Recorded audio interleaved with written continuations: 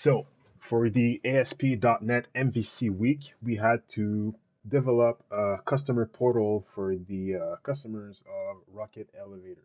So, here we are prompted to the login page and also the register page. Essentially, if you're a new time, a new anonymous user, essentially, you will be prompted with either the login or the register. You can't access the website if you are not a customer from Rocket Elevators. So here I'm going to log in with this account.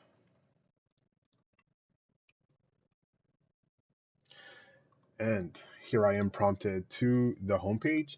Here I have three different buttons that will route you to three different pages of the portal. It's a pretty basic homepage. We also have a chatbot here. So the chatbot will help you find the thing that you need, either if you want to send an intervention, see the product, or manage your customer info. So if you want to create an intervention, we can click on that button. And here we are prompted to the intervention form. So right now it's calling the Ajax, my REST API, to get all of the information for the form. So here I have my building, and then the battery comes up, and then I can select my column and my elevator. So I can send an intervention with these info and also a little description here. I hit save, and intervention has been sent successfully. Then I can have a list of all the product belonging to the customer that is currently logged in.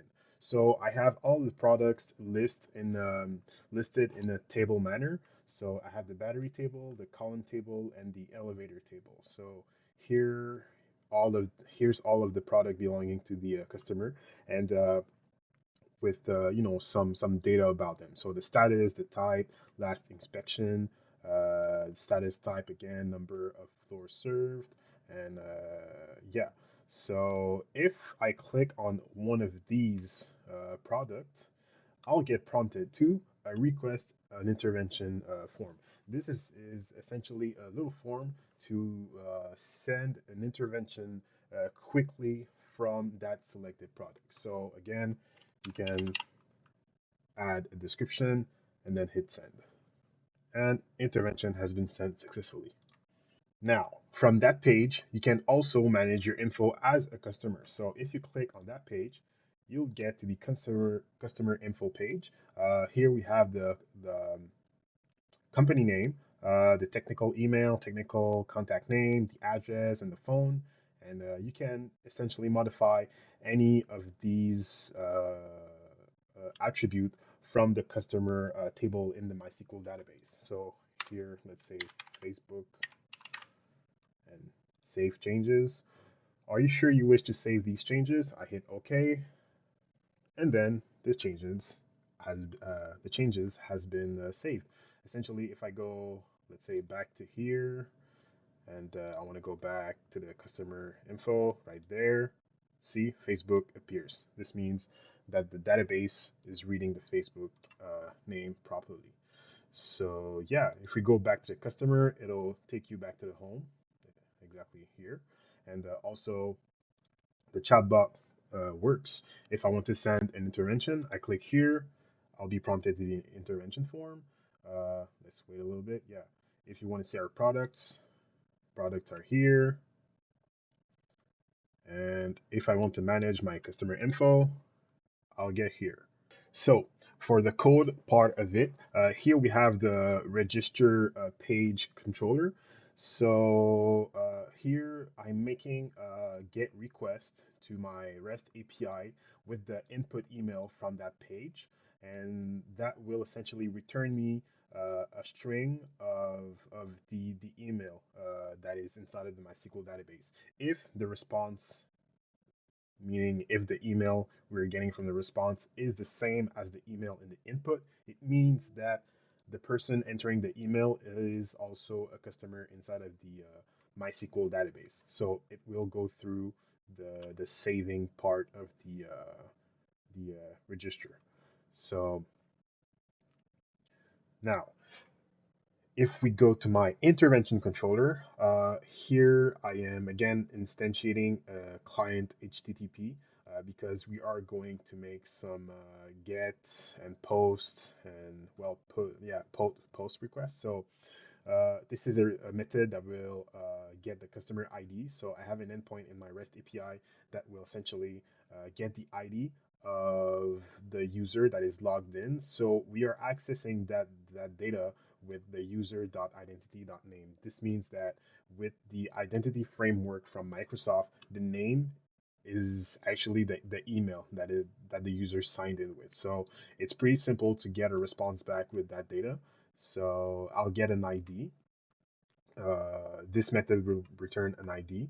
And this is a series of methods making calls to the REST API for the products. So it has essentially the same function as the other one. So we are passing in an ID to that method, and it will return us an object, essentially an object with all of the data inside. So this will update the building, this will update the battery, column, and elevator. And this is the HTTP post method that is created to create an intervention inside of the MySQL database. So when I call that method with my Ajax in my JavaScript, I am essentially reading the request body asynchronously, and then I am parsing it into a string with an encoding and everything needed to be able to post it into the database. So for the product management controller, here I have a method that will get the customer object as a whole. So this will return to me essentially a JSON of the customer that I can access in my JavaScript to display different information. And this is the HTTP put method that will update the customer info with the request body that we get from the JavaScript. So this is the JavaScript for the intervention. Pretty simple. On document ready, it'll call the Ajax to update the building first. And then once we change, it'll listen for a change on the building select. Once it changes, it'll empty out the battery field and then append a new default select option. And then for all of the response length, it'll append the value, well, an option for each batteries essentially belonging to that building. So it is the same for all.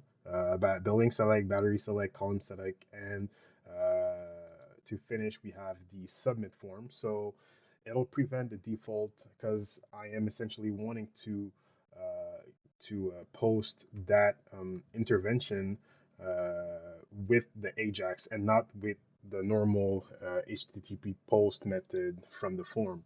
So this will prevent that from happening. And then I'm calling the get customer ID, and with the ID, it'll set the ID to the author and customer.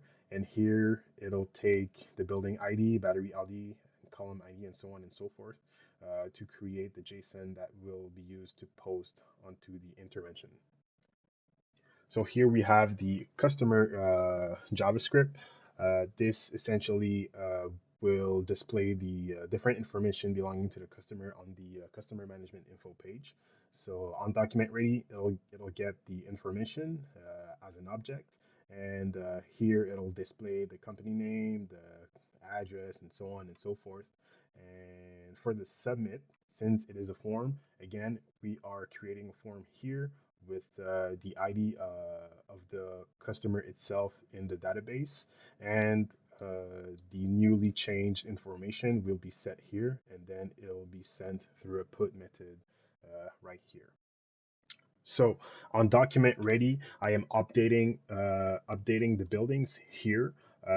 If the response is success, it'll call the batteries update here. So batteries again, It'll call an Ajax, and the success would call the following method, and so on and so forth. And here is the form that will be submitted from the little prompt message. Uh, this will check the product, essentially the name of the form. If it's battery, it'll set a form for the battery. If it's column, it'll set a form for the column, and if it's elevator, it'll set a form for the elevator, and it'll post to the database with the information we get from the prompt form. So thank you.